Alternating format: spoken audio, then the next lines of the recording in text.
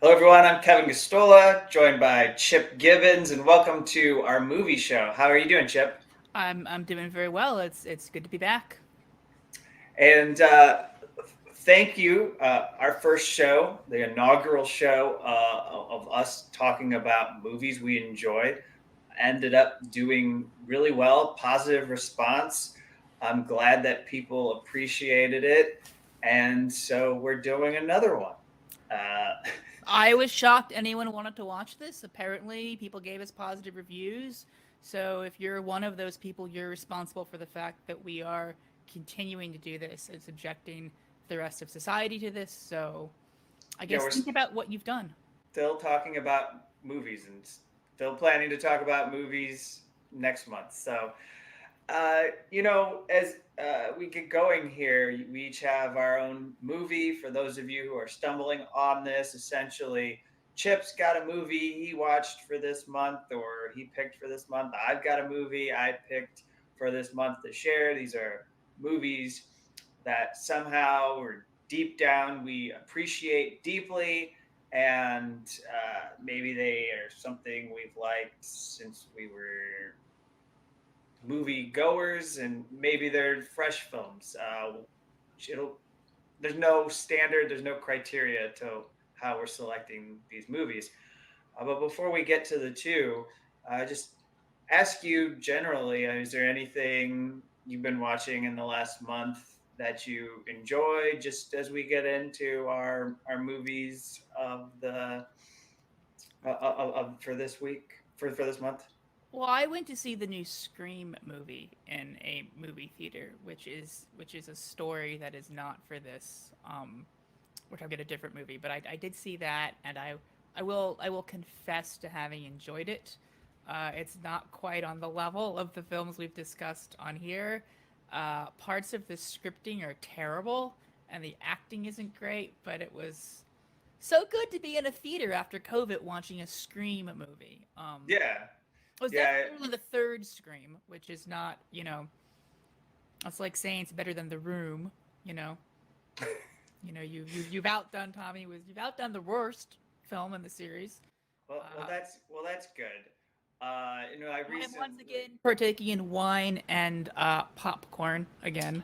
That's Uh, excellent. Here, you will said you you do enjoyed that? it. I'm holding off because after we get done, I'll eat dinner.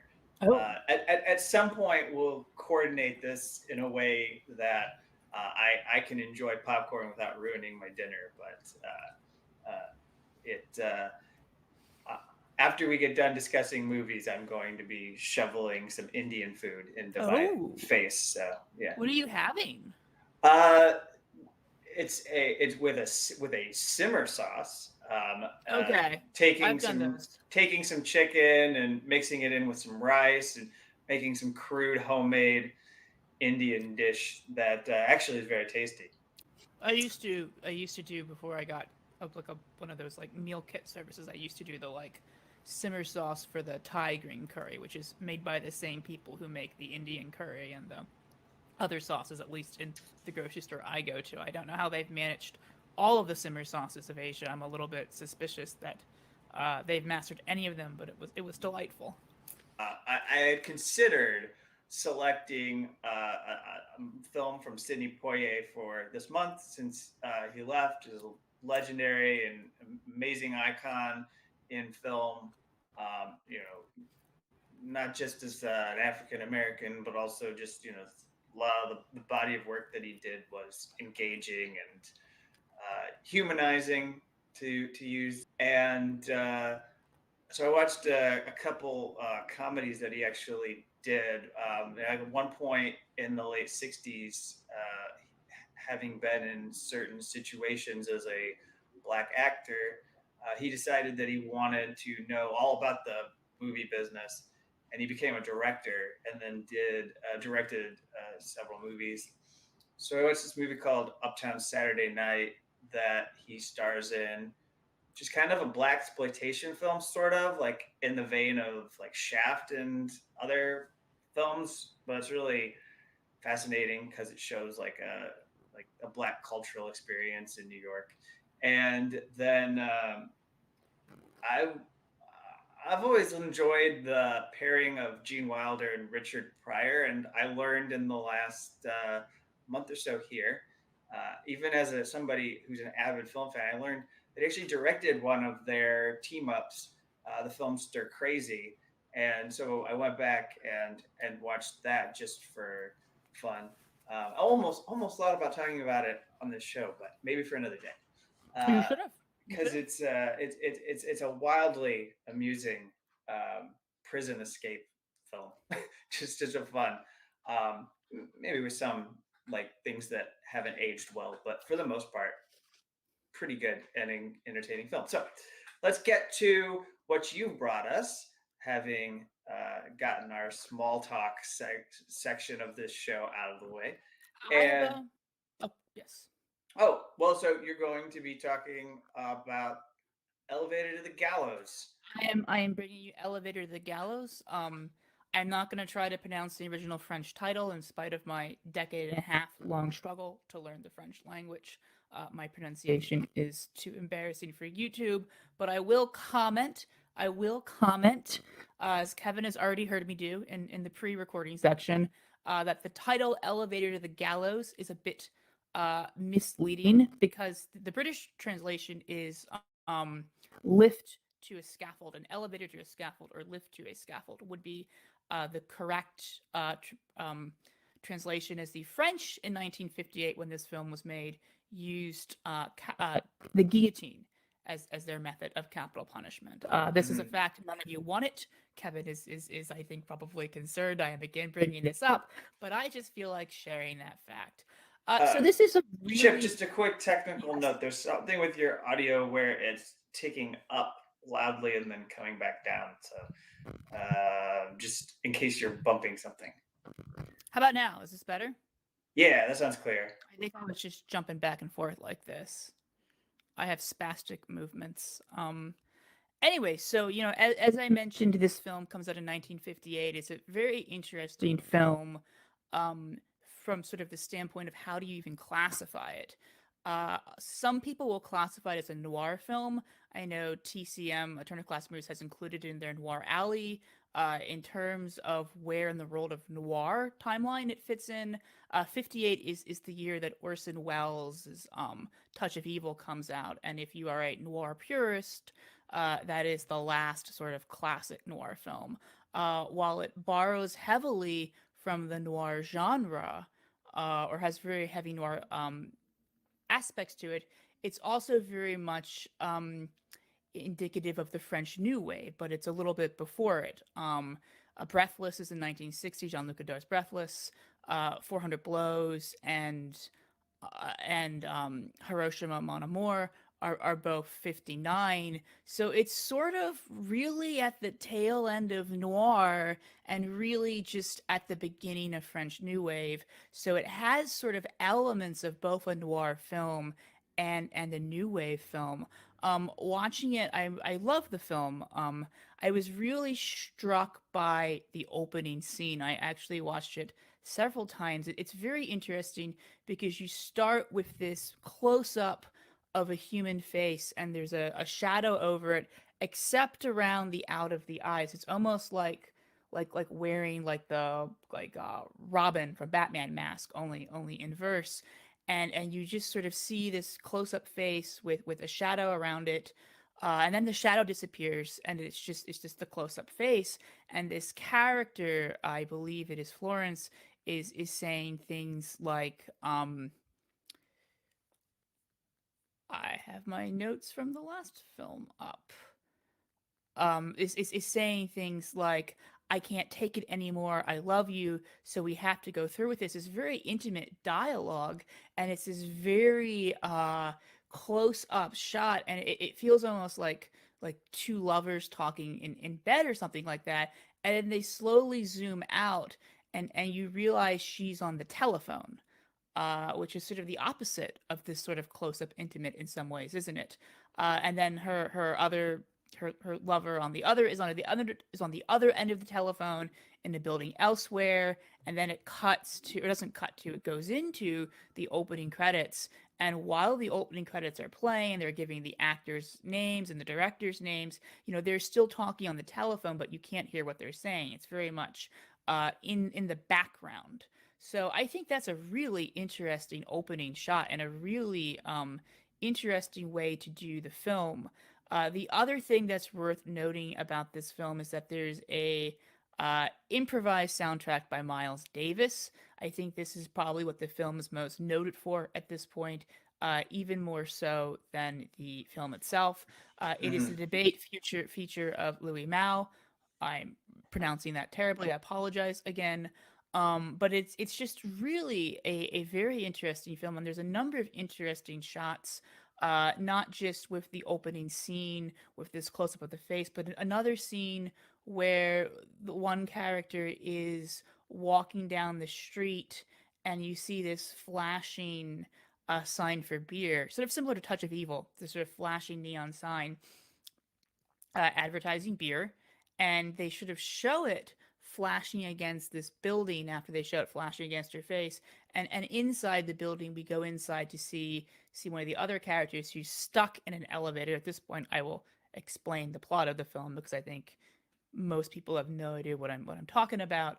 And you sort of still see that flashing of the light. So you go from the woman walking to the street, to the sign itself, to the side of the building, to inside the building, to inside an elevator shaft. And the flashing of this beer advertisement signs, neon beer sign, is sort of the present in each of them. So the plot of the film is there's two lovers, Julian and Florence, and Julian works for Florence's boss, who is a war profiteer. He had profiteered from the Indochina War. He's now profiteering from the Algerian War. He does, I'm warning you, there's spoilers. He carries out the perfect murder. He shoots them with his own gun after climbing in the office with a grappling hook, then puts the gun in his hands to make it look like a suicide.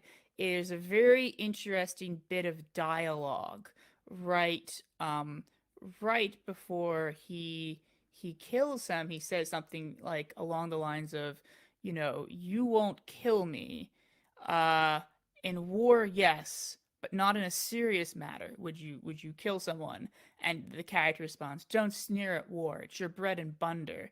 Indochina netted you how much? And now Algeria, have some respect for war. It's your family heirloom." And then he murders him and makes it look like it's him.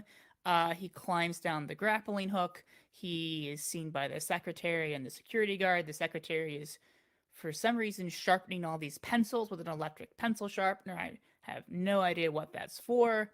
Um, Probably just showing the pointlessness of office work. And he gets in his very fancy car and is about to drive away, and he notices he left the grappling hook on the side of the building. He has to go back in, climb back in to get it. He exits through the boss. Originally, he exits through the boss's door, and he does this thing where he locks the door from the inside, but puts a knife, the blade of a knife, over the lock, over the sort of the part of the lock that comes out, so to sort of close the door from the outside. So it really is a perfect crime, and he's about to get away with it, and he realizes he left his grappling hook. And then he gets the grappling hook, and he's taking the elevator, and then the building is the power in the building is closed for the weekend, and he is stuck in the elevator shaft. Hence the title "Elevator to the Gallows" or "Elevator to the Scaffold." Intertwined with this story, there's these two kids, these sort of like a florist and a hooligan boy. And the florist is clearly in great admiration of Julian. She mentions in the first scene we see her how he's parked illegally because he doesn't give a damn about the cops or tickets. And I don't know, it's clear that her hooligan boyfriend is feeling a little bit uh, put down by some of her remarks, and he ends up stealing Julian's car. And then the Julian is stuck in the building, so he doesn't know. And the woman who is waiting for him, his lover Florence, sees the car drive by with the florist girl and thinks he has chickened out on the murder and is now taken up with the florist.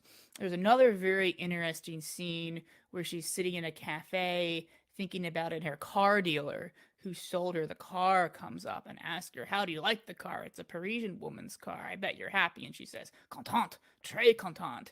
And then it zooms down into her face, and you can hear her inner dialogue. And in the background, the car dealer is still sort of talking, but you can't see his face and you can't make out her words. And you can hear her sort of inner monologue, which is like, this guy's going to talk forever, whatever. And then she starts thinking about her current predicament. And at the end of it, you don't see his face again, but you do hear his words. It's a very sort of interesting way of capturing this sort of inner thoughts and this person zoning out, this clearly insipid car dealer. I rather appreciated that. The two hooligan boy and the florist steal the car. They end up hanging out with these Germans. That's its own story. They impersonate Julian Tavernet. I'm mispronouncing his name. They go to a motel as Mr. and Mrs. Tavernet. They tell the German couple this.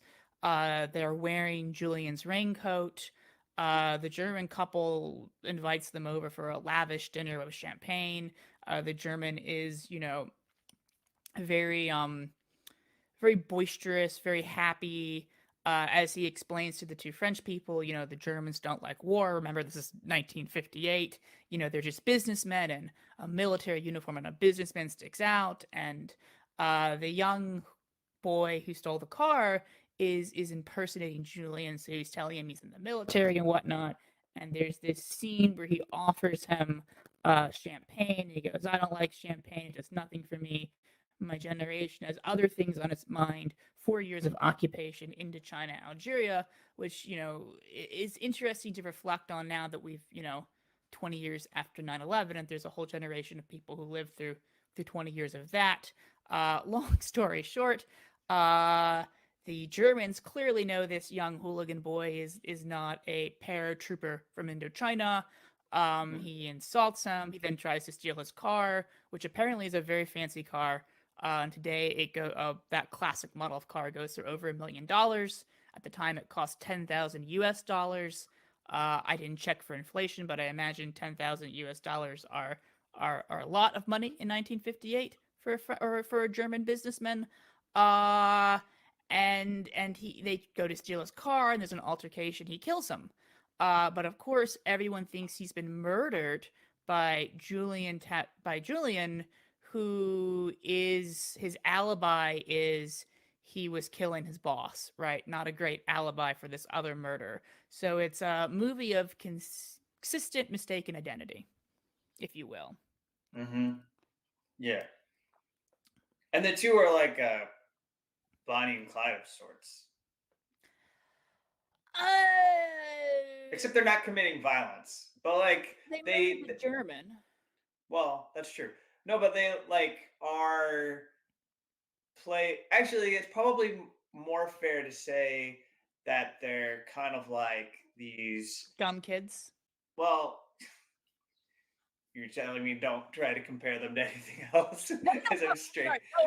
Sorry, go on. I apologize 100%. Go on. Well, they're not the same thing at all, but there is a scene that you haven't gotten to in which they kind of have this Shakespearean Romeo and Juliet type moment where it's like they're both going to just leave this world because like what they've gotten themselves into, they'll never be able to escape.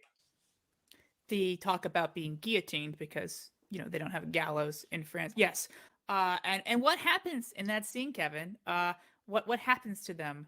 They take a drug and an overdose to kill themselves that does not actually cause death, an overdose.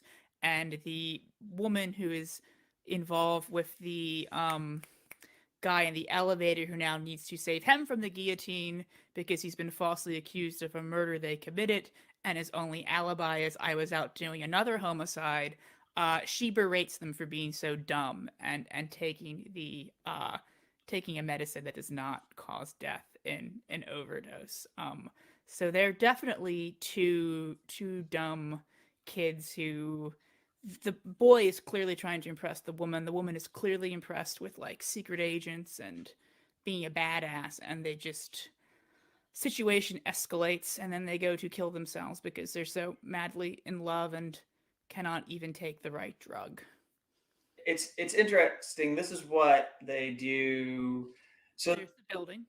this building, I believe they're actually kind of trying to show the reflection of that marquee, Yes, they are. and how and so that's what you were It's talking. also, I believe, one of the first modernist buildings built in France, and this film was a rebellion, a sort of architecture that was typically depicted in films set in France by using sort of this brutalist architecture like this. Um, So let's play your clip. We've let's play got the this. clip. We've got your clip here, and I just have to stop this So this is and the famous walk scene. I believe you called it the noir walk when we were looking for the clip.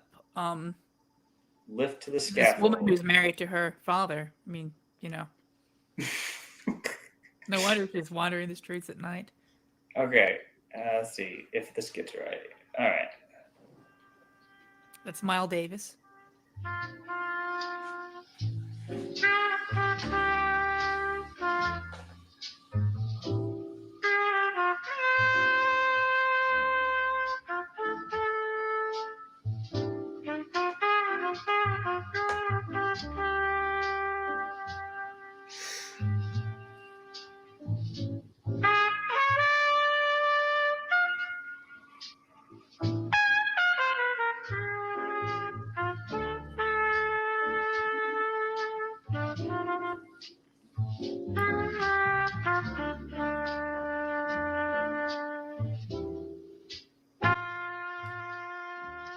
Very pensive.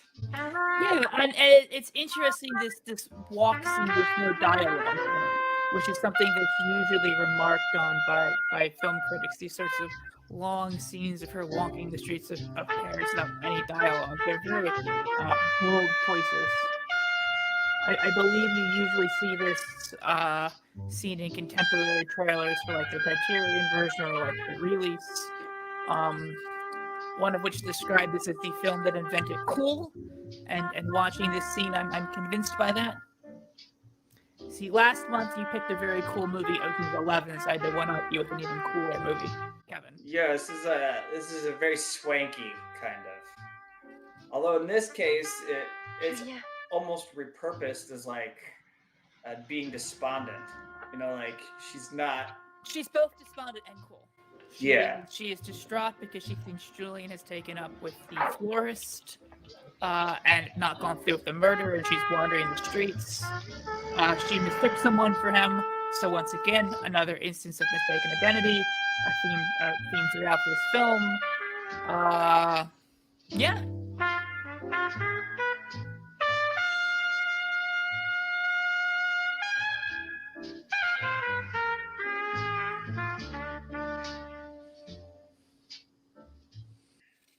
So my film is Modern Times, and this is Charlie Chaplin's last film that he did as a silent film. This is a, a film that comes 10 years after the sound in movies was made possible. And so he's in complete defiance of the industry. There's no dialogue really. There are lines. There are some things in the movie that appear, such as when the company comes in to market this feeding machine, which is my favorite. This is, by the way, the clip I plan to show and enjoy for our show tonight. It's the highlight of the film, although there are like many classic scenes. This is the one that I found myself having gut busting laughs watching, and it is fantastic. It's just absolutely genius. It's both escapist from the toils and struggles of labor, while at the same time, it's like a comment on where industrialization was going, and the scene is just perfect. So that's what we'll show after we get through. Is it But film go ahead. influenced by a conversation he had with Mahatma Gandhi about technology, or is that? So the story of the Genesis for modern times comes from the tour he took through Europe and other parts of the world when City Lights was premiering internationally, and he got to go to different countries and see what was going on. And he observed the social problems and ills in Europe. There were strikes, there were riots that were happening at the time. He saw the effect of the depression, and he was aware of what was going on in the United States as well with economic problems and the poverty that existed. And so he came up with this film, and I have from my fantastic Criterion edition Oh. of this. I have this booklet which I was going to read. There's a couple essays in this booklet, and this says that these are his words. The trail is nearly over, and I'm returning to Hollywood. Looking back at my holidays leaves me with an outstanding impression. Europe and the different countries I visited, embroiled in unrest, seem brewing a new epoch, theistic, sociological, and economical, unprecedented in the history of civilization. It animates me with a desire for accomplishment, not in the old way, but in something new, perhaps in another field of endeavor. And so just the fact that there was tumult, kind of like now, right, with like the pandemic and all sorts of things being uh, all sorts of things sliding in all directions. It's a motivator for artists. I think it's an inspiring thing that has. I think 5 or 10 years from now, we're going to see its effect. Like it'll work its way into film and music, continue to work its way into film and music. It already has in some ways. And like that era, the Depression was working its way into cinema. But for him, as one New Republic reviewer put it, or sorry, as one reviewer, not at the New Republic, but he's showing his ability to take anxiety for a moment and in a moment and transform it into humor. And there's not a whole lot of social commentary in the film, but we know what he's trying to say. He doesn't have to speak it. We know what he's thinking as his character. So in the film he is the factory worker. This factory worker, and the credits, it has no name, but he's effectively also still his tramp character, the iconic tramp character. It opens, it says on the screen that we're going to see a story of industry, of individual enterprise, humanity crusading in the pursuit of happiness. So this becomes the quest for the American dream that people would pursue. And he's working at a corporation. It's called Electro Steel. I learned from the production, some discussion of the production, that he was actually influenced by Metropolis, Fritz Lang's Metropolis, which you kind of notice that when you're looking at the way that the factory is designed, the gears look similar to what that iconic film looks like. And the person who's the executive in this film, he looks like one of the characters in Metropolis, but he also was cast to be similar to Henry Ford because Chaplin got to go visit the assembly plant in Michigan, in Detroit, and was able to see the assembly line that was established. And he also was introduced to a story of one person who worked on the assembly line and had a psychotic breakdown because of what it took to, I assume, keep up with all of the tasks because obviously with automation, it made everything much faster. And so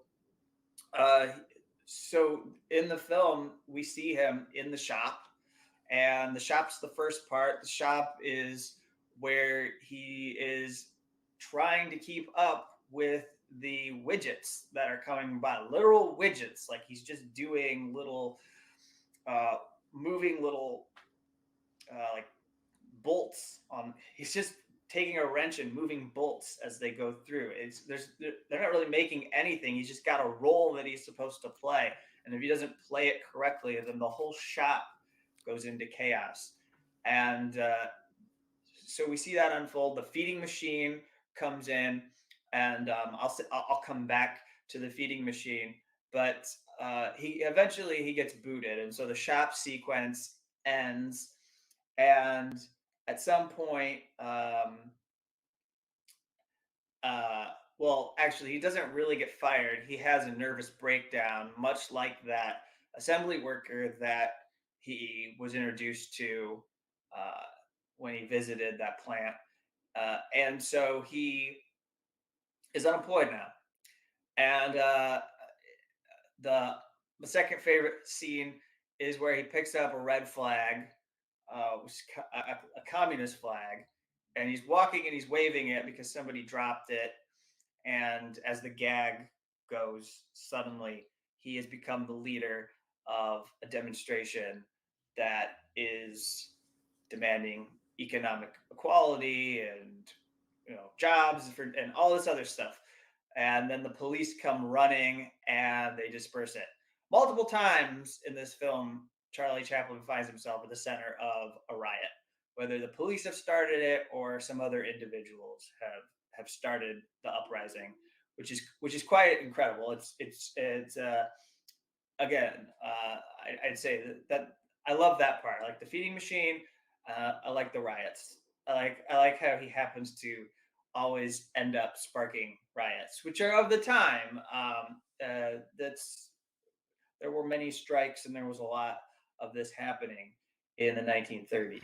His facial expression in the one scene where he leads the communist demonstration, and he accidentally grabs the red flag, and he suddenly realizes what he's done. I rewatched this over. I watched it for the first time over the weekend. And like that scene where he has the facial reaction where he realizes he's leading the communist. It's a priceless scene. And it's good, and probably takes on renewed probably took on renewed meaning when we had the House Un-American Activities Committee coming after people, and like, oh, there's this scene, like maybe it was a joke, but maybe it's also serious. I know he was suspected of communist leanings, and that was an unfortunate part of the latter period of his career where he eventually was not able to come back to the United States, having been subject to a kind of a ruse where the immigration revoked his access to the country. And then when he tried to come back in and be readmitted, he was not allowed. So he had to spend the rest of his life exiled from the United States, essentially. But anyways, back to this the fun of this movie.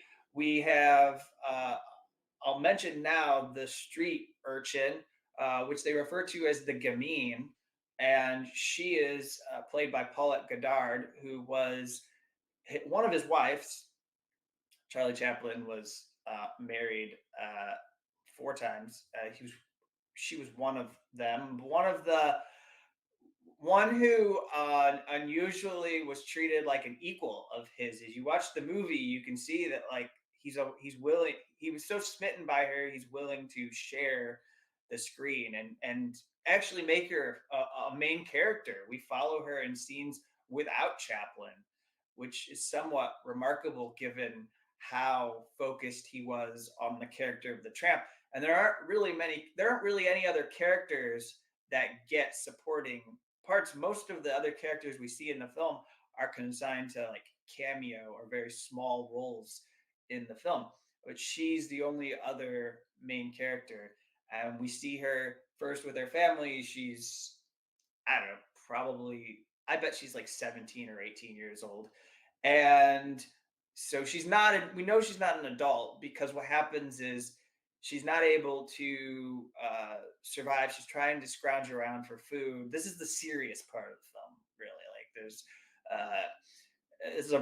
in the comedy, we break from the comedy. We go to see what her and her father's all alone.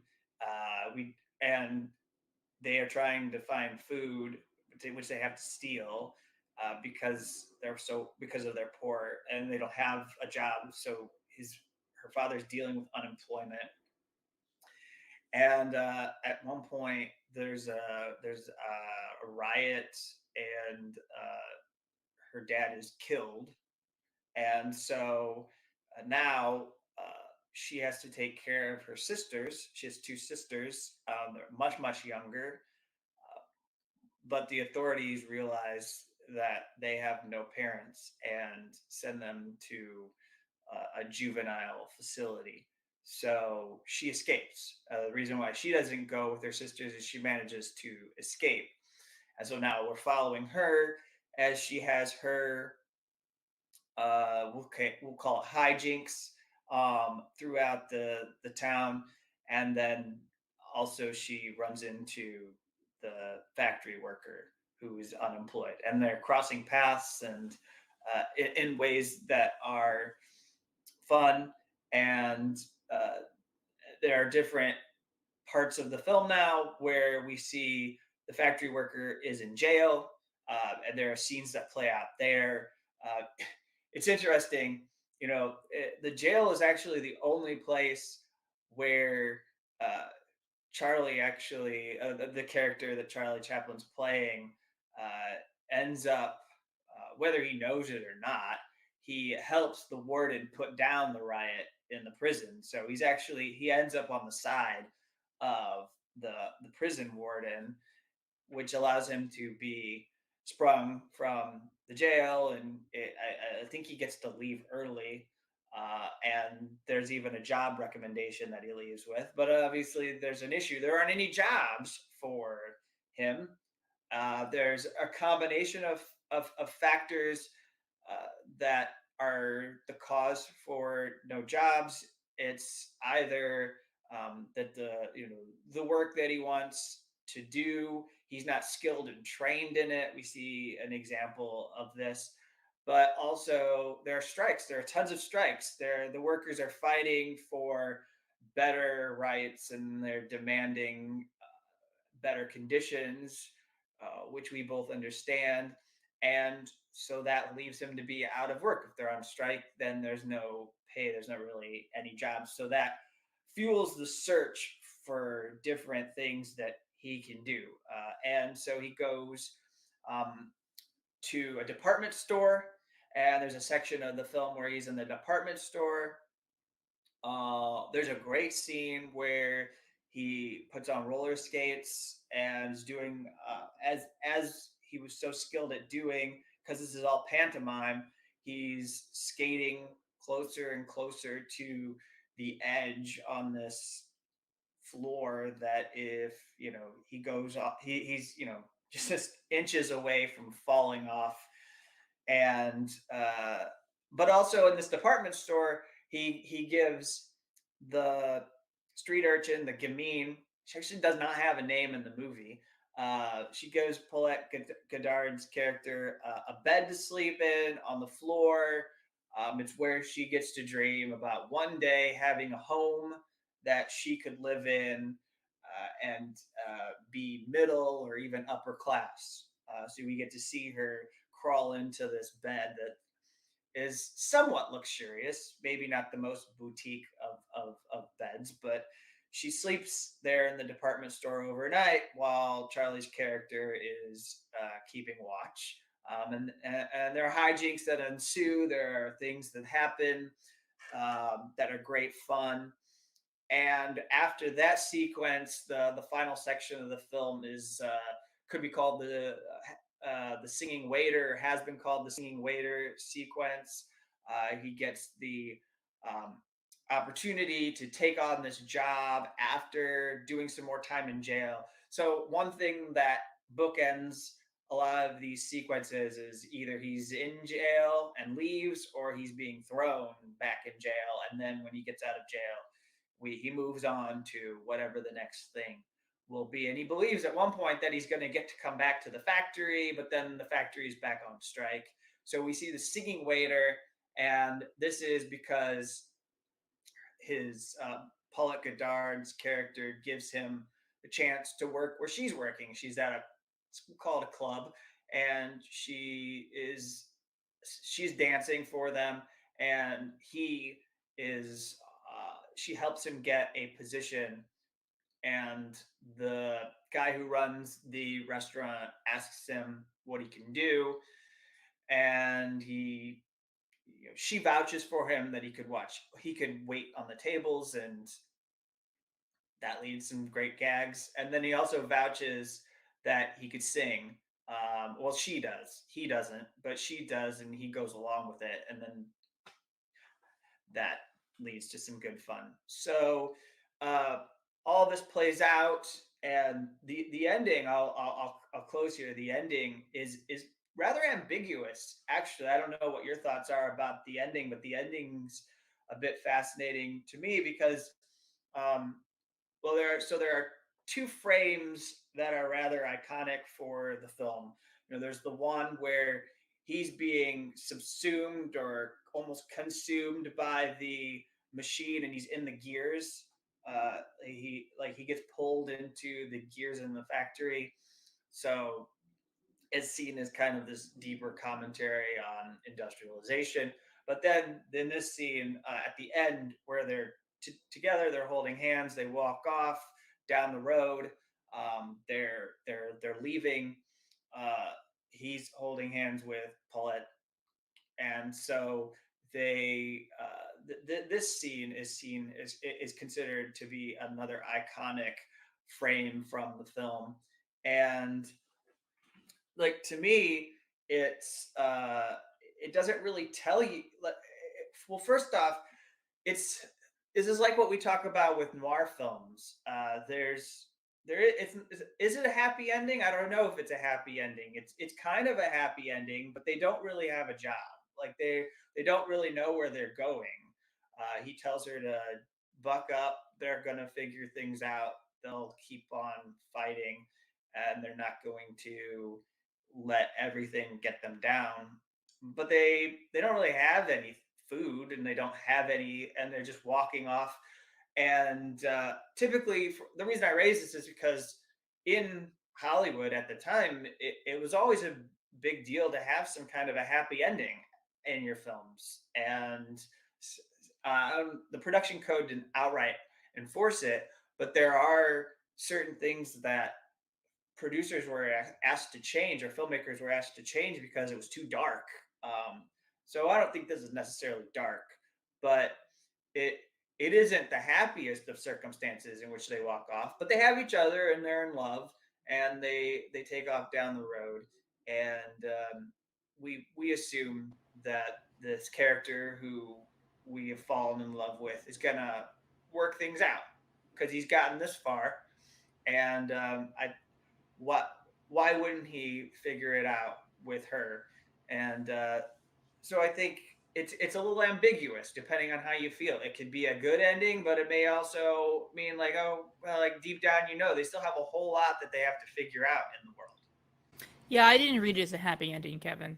I didn't read it necessarily as a sad ending, but I mean, they're in this. They have all these problems. He's the singing waiter. I guess the Canadian truckers are outside. That's what it sounds like. I'm sorry, Justin Trudeau does not live here. Anyways, but no, I mean, he has all these sorts of failed jobs.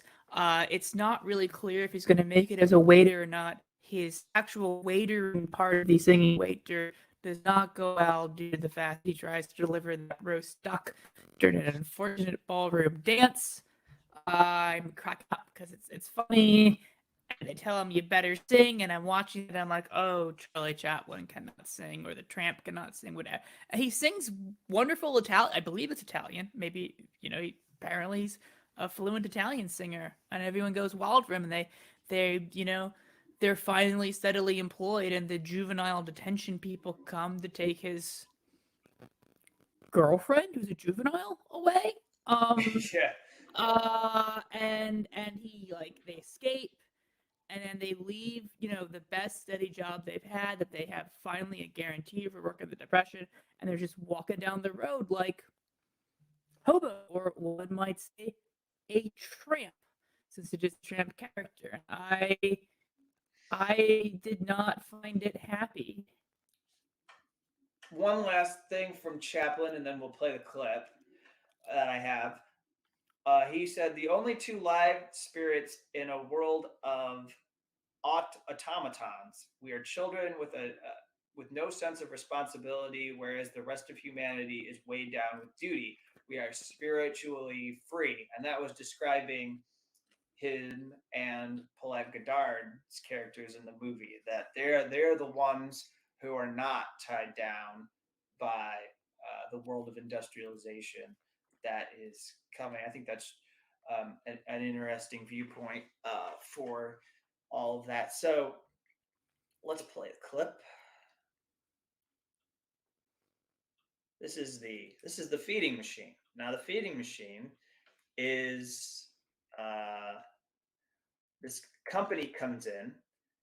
This company comes in and says to the executive, who, by the way, I neglected to mention, one of the things that's very forward thinking for its time is that at one point Chaplin's character goes to take a break in the bathroom, steals a break in the bathroom, smokes a cigarette. There's a screen that comes on, and the executive shouts at him to get back to work, which Which is true of a factory. My grandmother worked in a shirtwaist factory, and that was the thing she constantly told me, was that if you went to the bathroom before you could remove your lower garment to use the restroom, she had much more colloquial language for it than I am.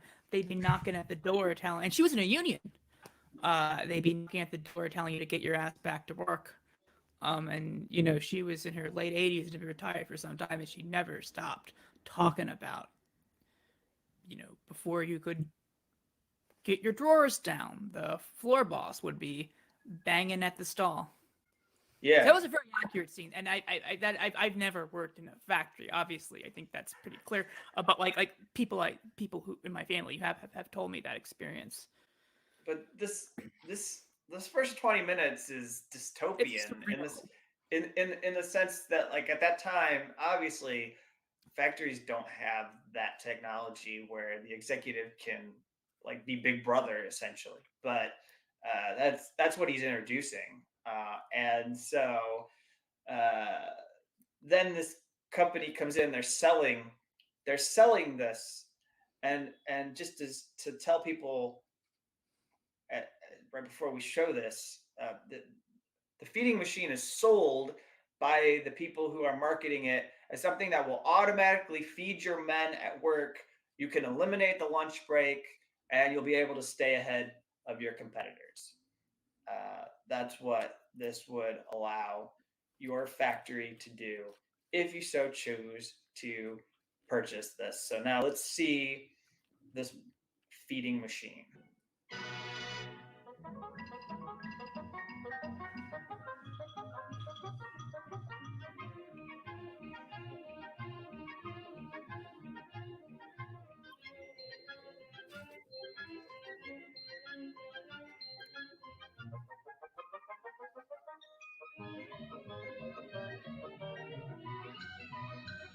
But Chaplin's in this. He actually works the machine. In the film when they were making it, he's the one that's moving the machine.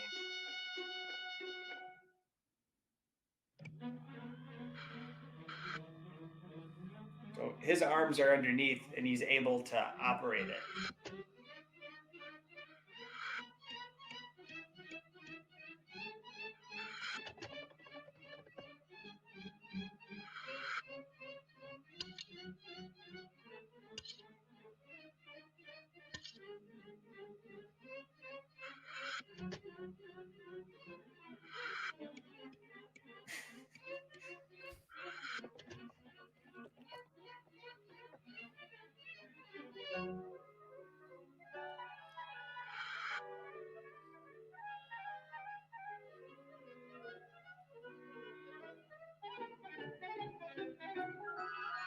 It's all working smoothly. They believe they're going to be able to make a sale.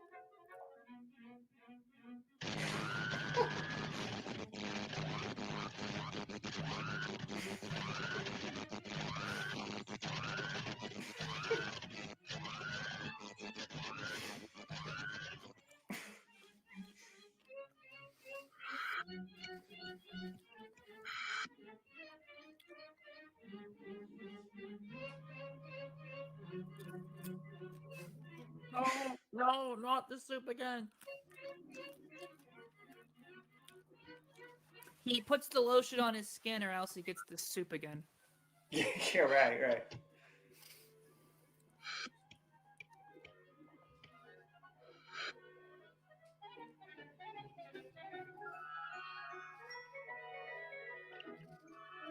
No, not more soup. It looks like the worst soup too. Like it's what is that? Broccoli soup?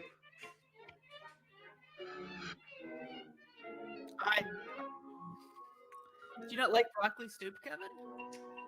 Could be carrot soup. Okay. What are those things? So now those are actual nuts that came from the machine. So now, I mean, like we're getting into metaphor here. He's actually like being made to digest the gears in the factory. Okay, yeah. It's like horror. I mean, I don't think there's any like subtext that was intended, but that becomes really dark. Yeah, and so that does it. That's Modern Times, and earlier we got to talk about Elevator to the Gallows. So it was good to be able to share a couple of films with you this month. It was great. I once again am humbled and shocked anyone wants to watch this, but a lot of you did, and you left positive feedback. So if you hate this program, blame those people, not Kevin and I, because we're just here for the encouragement, which we're getting plenty of for some. For me, it's a welcome distraction. I think that's why others enjoy dark films, though, Kevin. Well, it's dark, but the humor of Modern Times is actually a coping mechanism. Like when you consider it, the stuff that you don't, but I do. The stuff that I consider everything. I consider it. Well, I mean, the way that he's handling everything that happens in that movie would normally be terrible, except they both find a way to be fun and look for the humor in what's going on around them. Sort of what I tried to do. So, all right. Their lives were hopeless. What? We walked with you walk with, the ending. They have the power of love. They have no jobs and the state is after them. And I walked away, they have no jobs and the state is after them. I feel like a psychoanalyst could like really do a lot with our different interpretations of the ending, whether or not it was happy or not. Well, on a completely different note, and 75% off task, we'll just share this.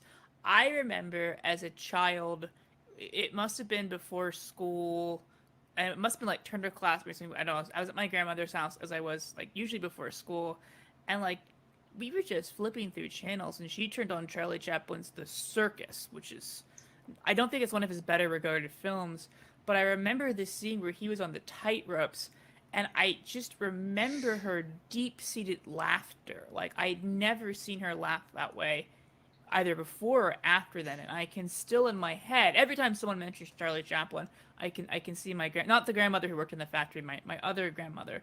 I can just see her laughing, and I don't know. She It loved that scene, and it's a she was of the skill. generation where that would be a thing. Charlie Chaplin. I mean, it's a total skill. Pantomiming in film, mostly dead. I mean, you just don't see it. It's not something that comes up in films of today. There's no one that's really doing that. I suppose you'd have to go to like another country, not in the U.S. They're not making movies where they bring in pantomime like that. You could go to. I'm sure there's countries that have new and burgeoning film industries that might be trying that out, especially if they have low budgets, because there's a lot that you can do through it. But here, we're long past something simple and elegant like that. Because I mean, it works so well. It works so well. So, all right, with that, unless you've got anything else, we'll say goodbye to the people who have enjoyed these films with us tonight, and we'll see you all back here in In March. March, I'm gonna With do the Wind That Shakes the Barley, a film I watch every St. Patrick's Day. I do not know mine yet, so I can't give people a preview, but I'll find Previews are a something. big deal at the movies, Kevin, just like wine and popcorn. Previews are also, a thing at the movies. Yeah, yeah. I'm just doing all Well, the movie traditions. Elongated previews you don't want to see. Maybe I'll do an elaborate commercial reminding you to turn off your cell phone. Um, do they still do the no smoking commercials, or have we all internalized you can't smoke at the? you There can used to be a do the very famous. dancing hot dog. Let's all go to the Yes, lobby. there used to be a very hometown hero of mine who hung out with my grandmother for a brief period when he was filming a film. A lot of information about my grandmother's tonight. John Waters used to do a series of no smoking at the movie ads where he was smoking a cigarette, and he goes, "I think the he didn't have a deep voice like that, like more like a voice like mine." He's like, "I think the rule where you can't smoke at the movies is stupid. It's the dumbest rule, and I'm enjoying a cigarette right now, and it's so tasty. But guess what? You can't smoke in this movie theater." That was a no smoking ad they used to show before movies. John Waters would smoke in front of you, and I've never smoked a cigarette, so I don't know what the appeal is here. But uh, we'll have to do Well, John Waters polyester sometime, and I will have to share some family trivia. I gladly would do that. Not All John right. Waters, just Chip Gibbons family trivia. All right. About the Thanks Gosztola. everyone for watching the movie show. Thanks everyone. We'll be back next month.